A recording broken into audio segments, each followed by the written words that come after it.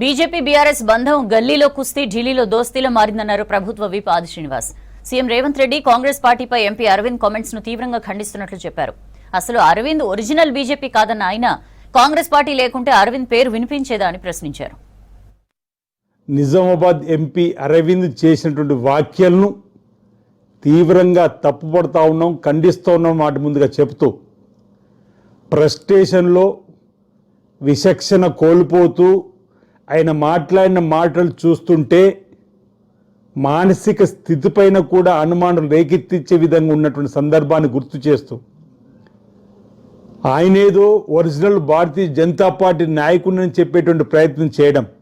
అసలు డిఎస్ గారు లేకపోతే మీరు ఎక్కడని చెప్పని ఈరోజు సమాజం అడుగుతున్న దానికి సమాజం చెప్పాల్సిన సందర్భం వచ్చిన వేళ డిఎస్ గారు కాంగ్రెస్ పార్టీకి చేసిన సేవ, కాంగ్రెస్ పార్టీ ద్వారా డిఎస్ గారు అత్యున్నత నాయకుడిగా ఎదిగినటువంటి తీరు, అసలు మీ సేవలు కాంగ్రెస్ పార్టీకి చేయవలసింది పోయి ఈరోజు అరువుకు వెళ్ళి బీజేపీకి డిఎస్ గారి పేరు మీద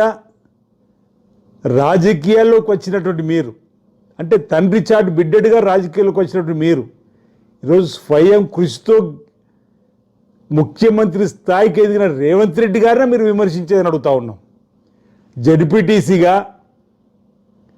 ఎమ్మెల్సీగా, ఎమ్మెల్యేగా, ఎంపీగా వారు ప్రజా జీవితంలో స్వయం కృషితో ఈరోజు గెలుపొందిన తీరు తెలంగాణ సమాజానికి ప్రజలు తెలుసు. ప్రజాస్వామ్య పంతాలో మీ రెండు పార్టీల ప్రజా వ్యతిరేక విధానాలను ఎండగట్టి ఈరోజు ముఖ్యమంత్రి స్థానంలో కూర్చున్నటువంటి రేవంత్ రెడ్డి గారి సత్తా ఈరోజు నీకు, మీ బీజేపీకి, మీ ప్రధానమంత్రి నరేంద్ర మోడీ గారు కూడా తెలిసినటువంటి సందర్భంలో వారు పార్టీ మారింది తెలుసు, వారి యొక్క యుద్ధం తెలుసు, వారు ప్రజాస్వామ్య పంతాలో మీ రెండు పార్టీల వ్యతిరేక విధానాలను ఈరోజు ప్రజలకు చెప్పి తెలంగాణలో కాంగ్రెస్ పార్టీ రావడానికి అధికారంలోకి కారకులయ్యారు, వారు ముఖ్యమంత్రి అయ్యారు. అది కూడా మీకు కంటగింపు అయితే ఎలా అరవింద్ గారు అని అడుగుతున్నాం. ఈరోజు మీరు తండ్రి చాటు బిడ్డడిగా వచ్చినటువంటిది మీరు ఓవైపు ఉంటే, స్వయం కృషితో వారు ఎదిగి ఈరోజు తెలంగాణ రాష్ట్రానికి ముఖ్యమంత్రి